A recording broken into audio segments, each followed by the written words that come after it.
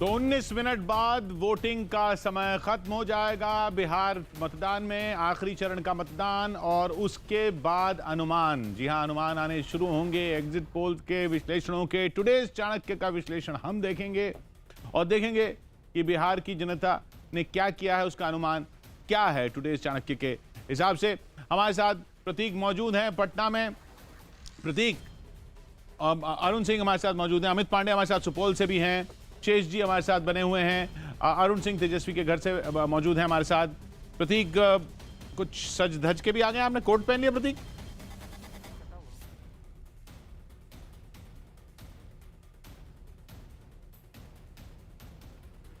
प्रतीक, आवाज आ रही है?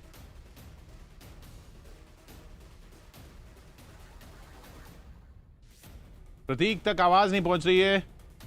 शेष जी, हम भी कोट पहन लिए भैया, ठंड बढ़ गई है, बुढ़ापा आदमी। तो नहीं, प्रतीक तो खुले में है। और उधर देखिए, अरुण जहां पर मौजूद हैं वहां पर भी अब रोशनी हो गई है। तो जो बात हो रही थी कि क्या लालटेन जलेगी, वहां लोग जो उम्मीद है उनको उम्मीद है कि भाई लालटेन तो अब जलेगी पूरे बिहार में। क्यों अरुण? किशोर, लालटेन जल नहीं रही थी तो जो आरजेडी के कार्यकर्ता उन्होंने जान जबरदस्ती करके ये सिक्योरिटी फोर्स को कह के लालटेन जलवा दिए। देखिए, और वहां पर मध्यम ही रोशनी सही, अभी पेड़ के पीछे छिपी हुई है लालटेन। 10 तारीख को जब मतगणना होगी तब पता चलेगा कि इसकी रोशनी कितनी ज्यादा है।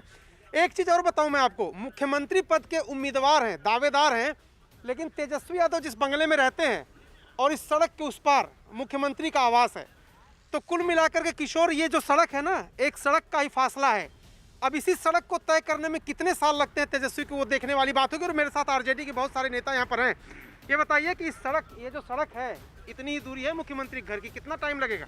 बस 10 तारीख का इंतजार करिए और 10 तारीख को हम लोग उस तरफ जा रहे हैं। मतलब ये सड़क पार कर देंगे एकदम 10 तारीख को उस तरफ हम लोग पार करने जा रहे हैं। तो बहुमत जनता देगी तभी कि मतलब ऐसे ही धावा बोल देंगे? नहीं, बहुमत का अब हम लोग को मिल चुका है। हम लोग 200 प्लस सीट हम लोग, क्योंकि लालू जी लाठी में तेल पिला के भी रैली करते हैं। नहीं, हम लोग शिक्षा और हम लोग रोजगार के नाम पे आए हैं। लालू जी को लाठी पिलावल जो कहा गया है, बहुत सामाजिक न्याय के लड़ाई को वो लोग गाली देने का काम किए। अच्छा, वो लोग किए। आप बताइए कितना टाइम लगेगा उधर जाने में? भी बस 10 तारीख को इंतजार करिए।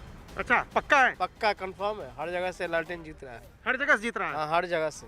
बताइए क्या रिपोर्ट है? अब ये बताइए, अभी तो 6 बजे बंद होगा चुनाव, वो वोटिंग है। कुछ आप लोगों को इशारा मिला है, कुछ कार्यकर्ताओं से बात? आप धैर्य रखिए ना, आप बहुत जल्दी रिजल्ट आ जाने वाले हैं। आपको भी पता है, हमसे आप काहे पूछते हैं? हमें कहाँ पता है, हम तो सारा चीज पता है। टुडे चाणक्य, टुडे सुन लीजिए, मैं बता रहा हूँ अपने दर्शकों को, जितने भी लोग सुन रहे हैं, टुडे चाणक्य विश्लेषण करेंगे चुनाव का। लेकिन वो 6 बजे से पहले तो नहीं कर सकते ना, अभी कैसे पता हमको? आपको सारा जानकारी है।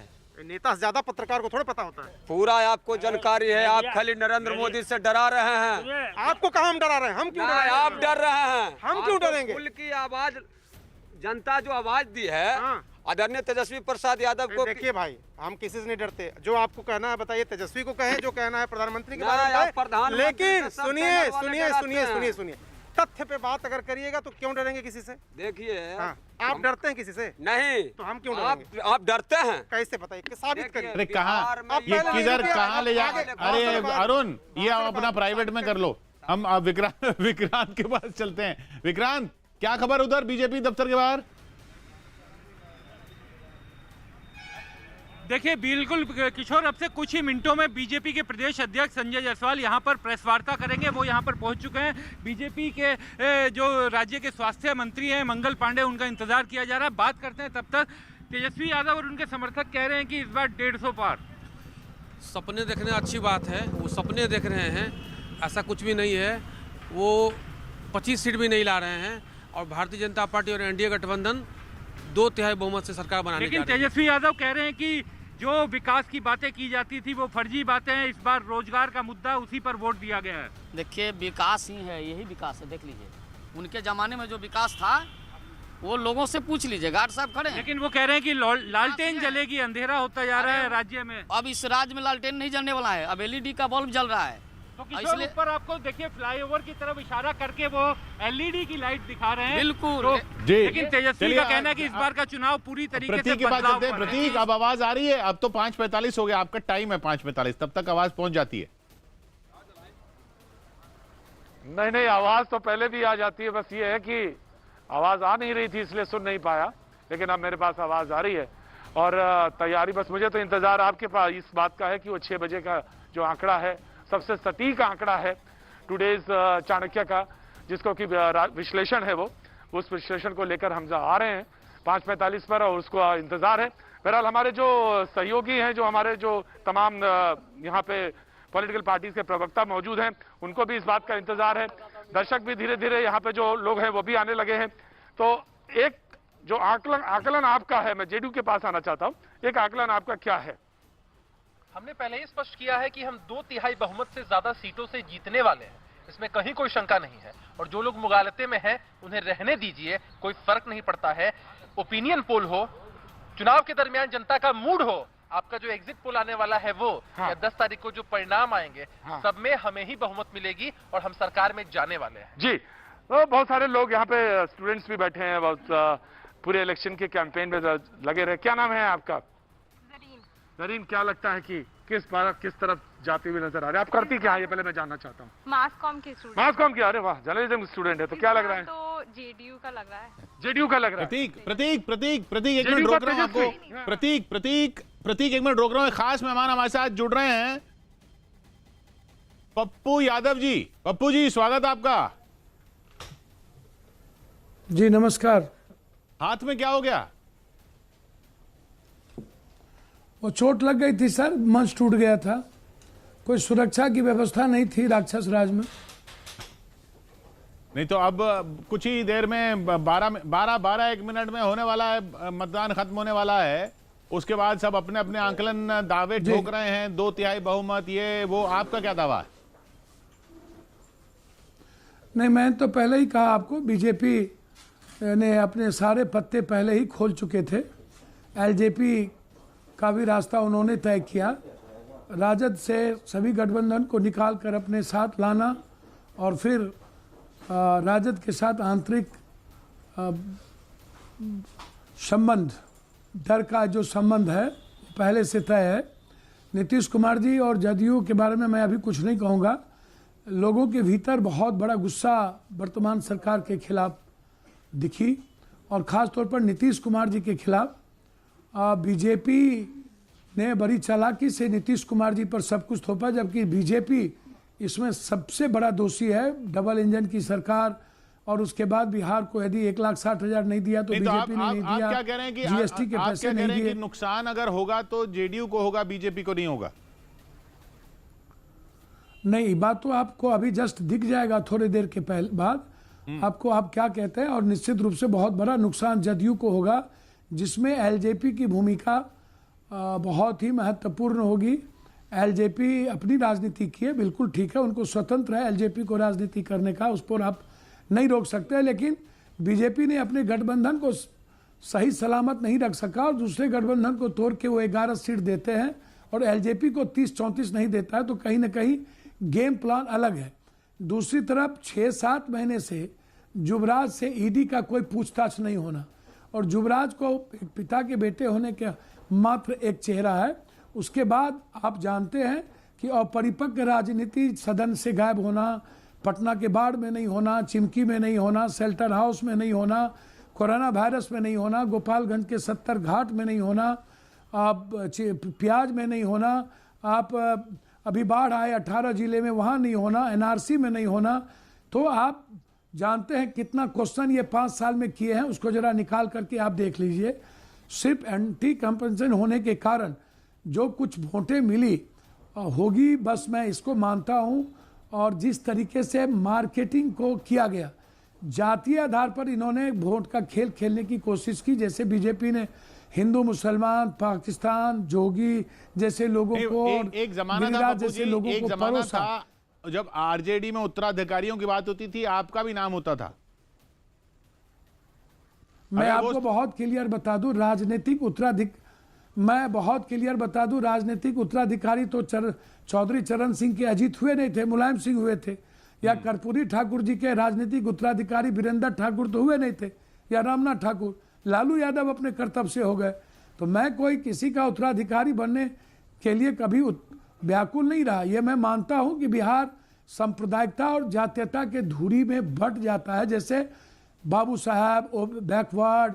और आप देखे होंगे युवराज को कभी भी नरेंद्र मोदी जी का नाम लेते या उनके खिलाफ बोलते नहीं देखे होंगे। दूसरी तरफ ईडी की जांच नहीं होना, तीसरी तरफ युवराज जहां से चुनाव लड़ रहे हैं वहां एलजेपी के द्वारा बीजेपी के कैंडिडेट के खिलाफ एक मजबूत माफियाओं के बेटे को टिकट देना, तो ये साफ है कि बीजेपी के वोट को बंटवारा कर युवराज को जिताने का एक प्रयास। तो ये बगैर बीजेपी के सहमति के एलजेपी ने टिकट दे दिया राघोपुर में। अच्छा, और 8-6 महीने से 9 महीने से पप्पू जी ईडी ने कोई आप पूछताछ युवराज तक क्यों नहीं बोलते की। हैं? आप युवराज क्यों बोलते हैं? नाम क्यों नहीं लेते? भैया मुझे तो समझ में नहीं आता, सिर्फ पिता का पुत्र होना ही सर्टिफिकेट है। ये लालू यादव की आरजेडी तो है नहीं।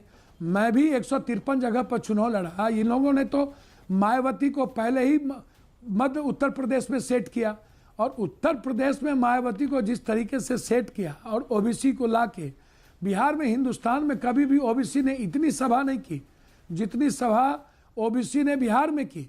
तो आप जरा उठा करके देखें, एक तरफ एलजेपी, एक तरफ महागठबंधन से तीनों को निकालना, 2 को साथ लाना, तीसरे को कुशवाहा और ये ओबीसी और मायावती को एक करना, और फिर ओबीसी की पूरी सभाएं सीमांचल में नहीं केंद्रित रही, पूरे बिहार में केंद्रित रही।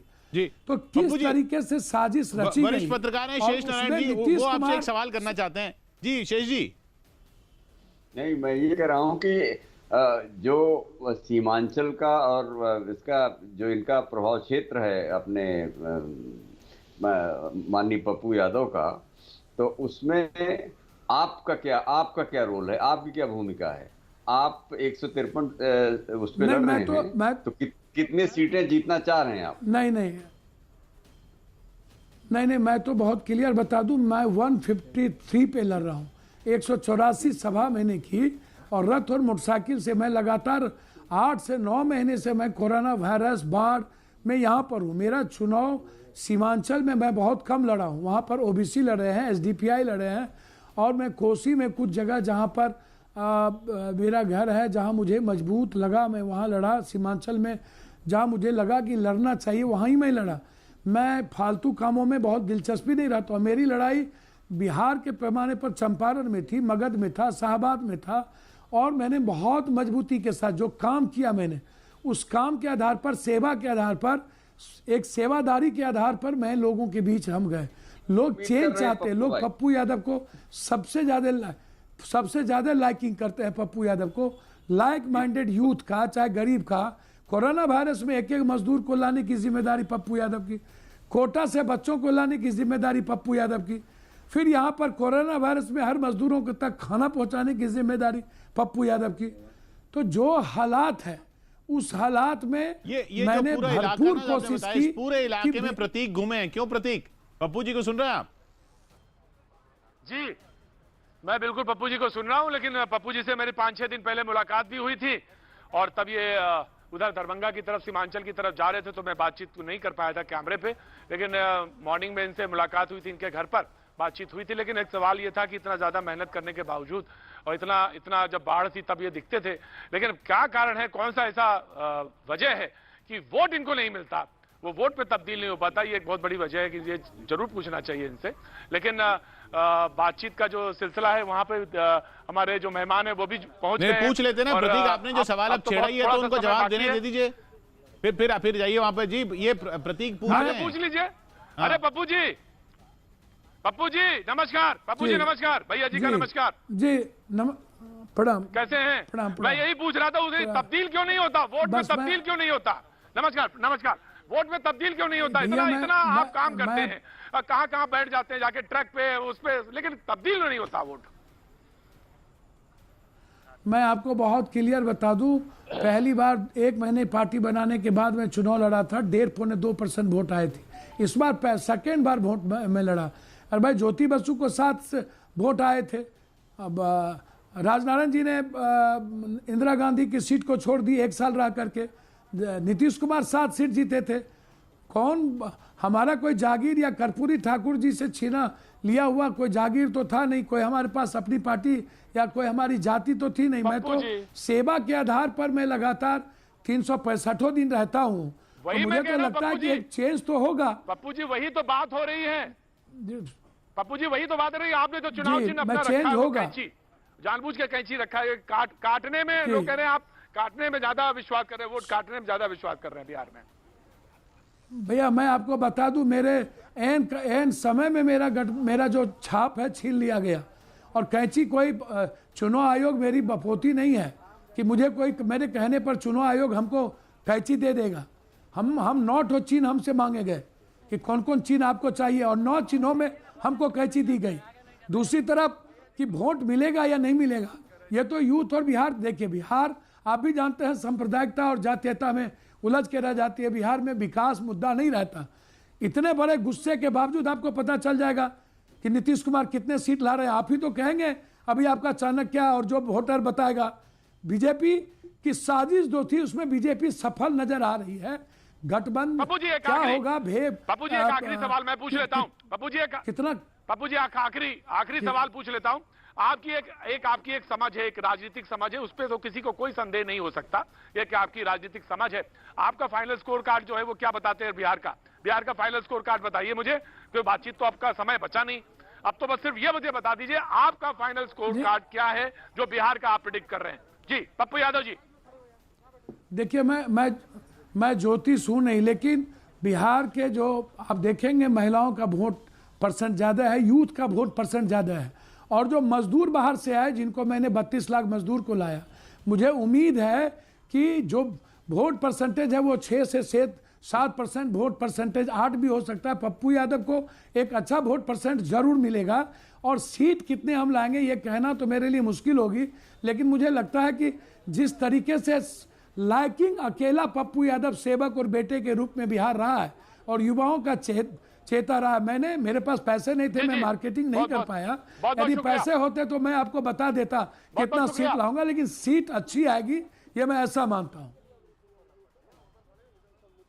बहुत बहुत शुक्रिया। सवाल दरअसल मैंने पप्पू जी ये पूछा था कि कहां पे कौन पार्टी खड़ी है, इसको लेकर आपका राजनीतिक विश्लेषक क्या है विश्लेषण। लेकिन मैं बता दूं कि टुडेज चाणक्य का जो विश्लेषण है वो कुछ देर में आपके सामने होगा, स्क्रीन पर होगा, और उस स्क्रीन को हम आपसे साझा करेंगे। आपको जो आंकड़े हैं, जो बातचीत है वो मैं आपके साथ साझा करूंगा। लेकिन जो हमारे साथ मेहमान मौजूद हैं उनका एक बार फिर से हम असित नाथ तिवारी जी कांग्रेस का यहाँ पे पक्ष रखने के लिए मौजूद हैं। कुछ देर में आंकड़े साहब आएंगे, कुछ देर में जो विश्लेषण है वो आपके सामने होगा। नवल किशोर यादव जी बीजेपी का अभी कुछ देर में मौजूद रहेंगे। दानिश रिजवान हम पार्टी का यहाँ पे प्रतिनिधित्व कर रहे हैं। प्रेमचंद जी जाप से, और अभी पप्पू जी यहाँ पे मौजूद भी थे, आप सुन भी रहे थे, देख भी रहे थे। जो जनता यहाँ पे मौजूद है, क्या उनसे भी बातचीत कर ले? ताली बजाना चाहते हैं तो आधा अधूरा काम ना किया करिए। जनता ने कभी भी आधा अधूरा काम नहीं किया होगा, ऐसा उम्मीद है मुझे, और वो पूरा काम हो चुका है। तो जब पूरा काम खत्म हो गया उसके बाद तो मुस्कुराहट आनी चाहिए। जी बहुत मेहनत करी आपने, हल्ला बहुत मचाया है। अरे इतना हल्ला मचाया तुमने, जितने दिन शो किया इतना ज्यादा हल्ला मचाया तुमने। क्या नाम है तुम्हारा? आओ तुम खड़े हो जरा।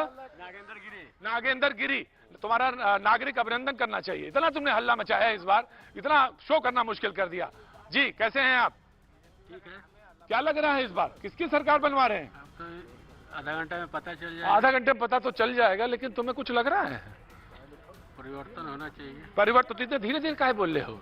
परिवर्तन लग रहा है। नीतीश क्या? नीतीश कुमार आएंगे। खड़े रहो यहाँ जाओ, मेरे पास आ जाओ। यहाँ खड़े जाओ, इसे यहाँ खड़े। परिवर्तन और नीतीश कुमार जी आ रहे हैं। नहीं नीतीश कुमार आ रहे हैं। तो परिवर्तन क्या कह रहे थे? परिवर्तन क्या कह रहे थे? परिवर्तन क्या कह? तो तुम ही तो बोले परिवर्तन और फिर बोले नीतीश कुमार आ रहे हैं। नीतीश कुमार आ रहे हैं। क्या नाम हो गया आपका? तारकेश्वर सिंह। अरे भाई गजब है आप। ऐसा पहला आदमी हमने देखा बिहार में, ऐसा इतना सटीक आदमी होता बिहार में, तुरंत बताता है बड़ी मजा आ रही। खड़े हरी हरी चल रही है सर। पूरा हरा हो गया सर। हरा हो गया सर। हरिया गया। एक हेलीकॉप्टर के पीछे 20 को लगा हुआ था। तेजस्वी सरकार आ रहा है इस बार। कौन सरकार आ रहा है? तेजस्वी सरकार। अच्छा, तेज रफ्तार तेजस्वी सरकार। आप यहाँ से देख रहे हैं? क्या देख रहे हैं? पूरा देख रहे हैं सर। अरे वहां जाके देखेंगे कि यहीं से देख रहे हैं? अच्छा आ गया सरकार आ गया सर। हाँ? पूरा परिवर्तन का रहा है सर। रोजगार चाहिए बिहार को। नहीं तो कुछ पार्टी आटी कुछ बोलो तय किया, कुछ नंबर कुछ दिमाग में आ रहा है तुम्हारे? मेरे नंबर दिमाग में। हाँ, कितना नंबर दे रहे हो? हम तो चाहते हैं सर कि पूरा पार रहे। पार रहे? बैठो। अच्छा बाबू, पार रहे। बातचीत का सिलसिला जोड़ेंगे। जनाब कैसे हैं आप? अच्छे हैं, खड़े होइए। क्या नाम है आपका? सत्येंद्र नारायण। आपको देखा तो मुझे याद आया, मास्क तो मेरे पास ही है। जी जी, क्या किसका लग रहा है? नीतीश। वापसी वापसी जी। बाबूजी क्या काम करते हैं? संवेदक है, कॉन्ट्रैक्टर है। कॉन्ट्रैक्टर लोग तो सब सटीक जानकारी रखते हैं। वो कई लोगों के साथ काम करते हैं तो बिल्कुल सटीक जानकारी। अरे आइए बाबूजी, इधर ही आगे निकल आइए। पीछे कहाँ जा रहे हैं? आगे बैठिए। आगे आपकी कुर्सी रखिए आगे। जी क्या लग रहा है? नीतीश की वापसी है। नीतीश की वापसी पुनः है। पुनः? हाँ जी जी। देखिए वाजपेयी जी भी हमारे साथ जुड़ गए और नवल किशोर जी भी जुड़ गए। वाजपेयी जी के पास चलना चाहिए। वाजपेयी जी कैसे हैं? देखिए वाजपेयी जी हमारे साथ जुड़ रहे हैं। वाजपेयी जी कैसे हैं? बहुत बढ़िया, धन्यवाद धन्यवाद धन्यवाद। बहुत बढ़िया। बिहार की जनता को बधाई कि उन्होंने कोरोना काल में इतना जबरदस्त वोटिंग की है। बहुत बहुत बधाई उनको। जी जी। वाजपेयी जी क्या आपका विश्लेषण है? क्या कह रहा है? विश्लेषण एक बात तो तय है। क्या विश्लेषण कह रहा है? कि नीतीश बाबू दोबारा मुख्यमंत्री नहीं बन रहे हैं। विश्लेषण बड़ा साफ कह रहा है कि नीतीश बाबू मुख्यमंत्री नहीं बनेंगे। एक बात बड़ा साफ, वाजपेयी जी एक बात तो और भी कही जा रही है। वाजपेयी जी एक बात तो और भी कही जा रही है और वो ये कही जा रही है कि एलजेपी जो है क्या वो कहा अभी थोड़ी देर पहले बीजेपी के एक नेता ने कहा, वरिष्ठ नेता ने कहा कि चिराग बाबू जो है प्लास्टिक का गधा मजा रहे हैं बार बार। प्लास्टिक का गधा है। अब वो तो साफ बोल रहे हैं बीजेपी वाले। अब हमें थोड़ी ना बोल रहा, बीजेपी के नेता साफ बोल रहे हैं। ऐसे थोड़ी कहा जाता है। चुनाव का मतलब ये थोड़ी है कि सीमाएं पार कर जाओगे। नहीं, प्लास्टिक का हनुमान जी की बेइज्जती करेंगे क्या? ये नहीं, हनुमान जी की बेइज्जती करेंगे क्या?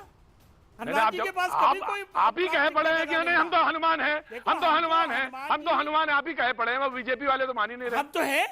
अरे तो हनुमान का मतलब है कि हम मोदी जी के भगत हैं और वो बाकायदा हैं और मोदी जी हमारी तारीफ करते हैं।